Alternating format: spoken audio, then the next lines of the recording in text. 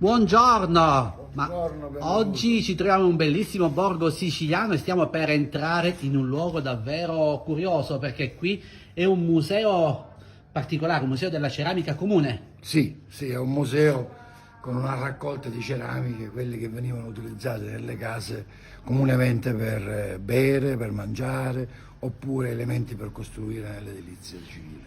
Siamo a Ficarra in provincia di Messina, sui Nebrodi.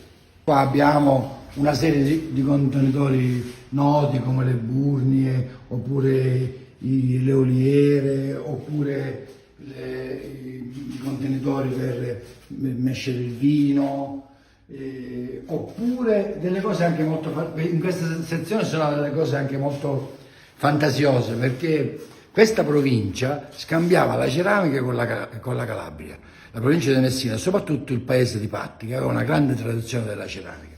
E infatti nelle case dei siciliani troviamo anche degli oggetti come questo friccio, che è un contenitore, che è un oggetto realizzato a Seminara in Calabria e che arrivava in Sicilia attraverso lo scambio, il baratto. È una cosa spettacolare, riesce a scoprire anche queste cose. E ci sono i baini che servivano insomma nelle case per la cucina, quindi per anche la lavorazione del maiale, oppure dei vasi antropomorfi, le famose teste di mori, no?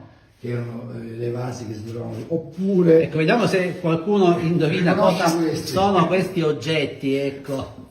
Sono oggetti realizzati in ceramica e il nostro vecchio vaso della bagno, notte, il no. vaso della notte. Oppure qua ad esempio ci sono delle cose molto carine, tipo i giocattoli, anche i giocattoli, quindi le ceramiche in miniatura venivano realizzate per i bambini. Oppure le lumiere.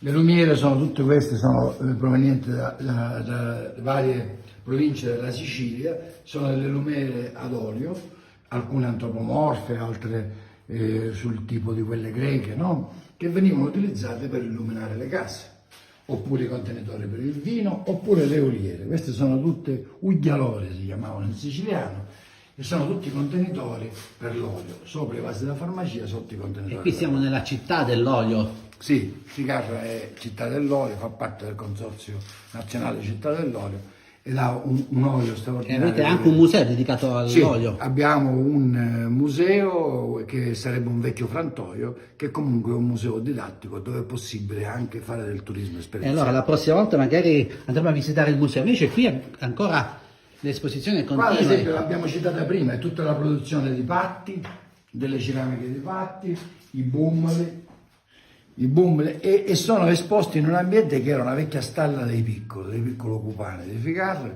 che è stata ristrutturata e poi utilizzata per realizzarci all'interno questo spazio e esporre questi oggetti in ceramica. Ecco, cosa servivano? Questi servivano per raccogliere per l'acqua. Sostanzialmente alcuni avevano anche un buchetto nella parte superiore perché venivano portate nei campi e il lavoratore che lo teneva tappato con una piccola verga di ulivo toglieva la verga e ci beveva per evitare di bere, diciamo, dalla bocca principale, no? Beveva da questa piccola fontanella. Si portava in campagna anche Sì. durante la mietitura. Certo, perché manteneva l'acqua fresca, nella terracotta veniva magari posizionata al fresco, veniva mantenuta l'acqua da bere per dissetarsi. E là ci sono ad esempio gli elementi dell'edilizia, le vecchie tegole, anche questi, i vecchi sistemi di bagno, insomma, ottocenteschi, oppure le maioliche dipinte. Queste sono tutte maioliche di Naso, che nel 600 Naso aveva questa grandissima produzione di maioliche che poi le famiglie più importanti emigrarono a Palermo. E queste sono invece le particolarissime perché sono le tegole che compongono le cuspidi dei campanili colorati. Quindi ogni integra aveva questa parte colorata, sovrapposte una sull'altra si facevano quei decori che si vedono in alcuni campanili dei borghi dei Nebrodi. Lei svolge il suo ruolo di assessore con passione, ecco, questo è Sì, lo faccio con amore, insomma, ci vivo, mi piace abitare gli spazi e quindi lo faccio con grande amore e vi invito a visitare Ficarra, che è una realtà che non ti aspetti, secondo me. Grazie assessore, allora fateci sapere da dove ci state guardando, noi vi mandiamo un caro saluto da Ficarra, Sicilia. Ciao ciao!